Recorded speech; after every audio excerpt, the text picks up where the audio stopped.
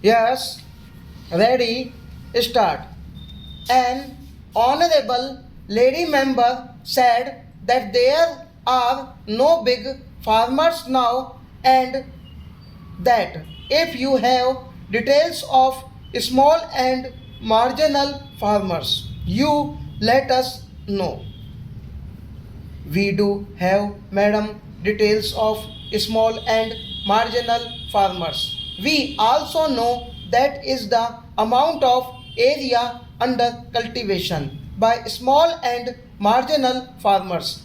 We do have separate schemes for small and marginal farmers. Therefore, while there may be administrative problems, I do not believe there will be serious problems in implementing the schemes that we have. Now, I think honorable member on this side, while quoting some of the statement which I must have made in my earlier period, said that the subsidy did not go to the farmers. Now I think it is quite true that because our fertilizer industry is not as efficient as elsewhere and also because the input price in our country is not as low as in many other countries. The price of natural gas for various regions is much higher than the price of natural gas in other countries. For all these regions, the price of domestic fertilizers is higher than the price of imported fertilizers. If we have ample foreign exchange, then we simply say, well, the loss making units in the public sector or in the private sector, we could allow them to die. We would not starve our farmers and we would allow our farmers import of whatever fertilizers were needed. I mentioned more than once before that unfortunately that option we do not have, so the choice that our farmers have is not cheaper imported fertilizers versus no fertilizer. The choice today is to have only domestic fertilizers. If you say that you are not going to have that, well, we cannot give them imported fertilizers in the situation when foreign exchange is simply not available. I was also asked about the disparity between the urban and rural areas. Now, I do share this concern while replying to the debate on the other side.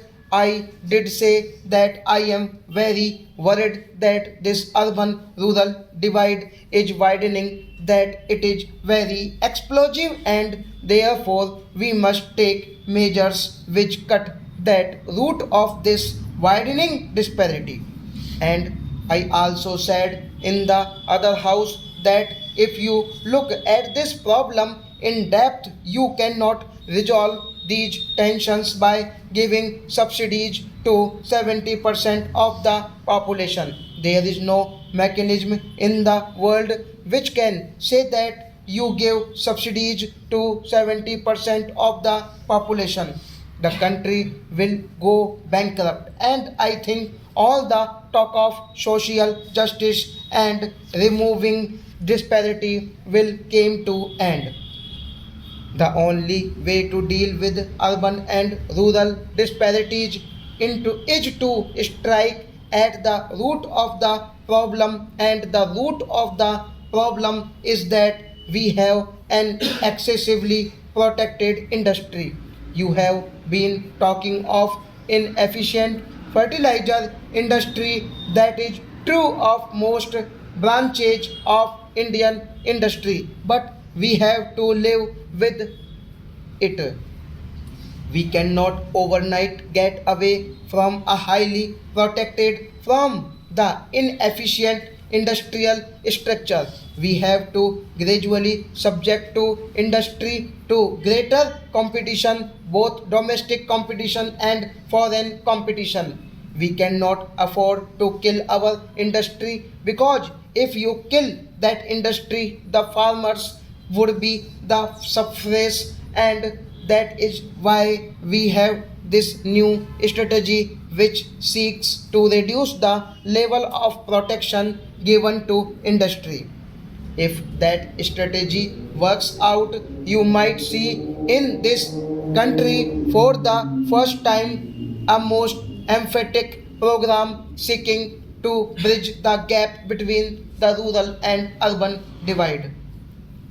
This urban rural divide cannot be bridged by giving handouts to agriculture or the farmers in our country. Now, another question was raised whether this will lead to a decline in production. My answer is that under normal condition, this is not likely to happen. Several questions were asked. I think honorable member asked about the fraud of rupees 100 crores. I do not know anything about it. If farmer if my honorable colleague, the Minister of Agriculture, knows something about it, I would request him to supplement. He also referred to the lacune in the fixation of retention prices. I take note of his concern. I will have to convey it to the Honorable Minister of Fertilizers, as well as the suggestion that there ought to be a parliamentary committee to look at the whole system. Then one last question, whether we are cutting subsidies or we are cutting expenditure as such. Sir, I mentioned in my budget speech that we are now in the process of cutting expenditure, wasteful expenditure wherever it exists. We have cut at one go to the export subsidy worth rupees 3000 crores.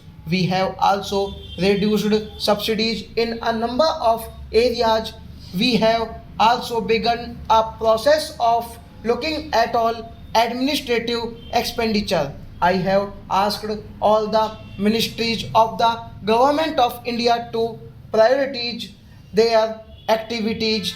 I am hoping that by 31st August this work will be completed. Stop.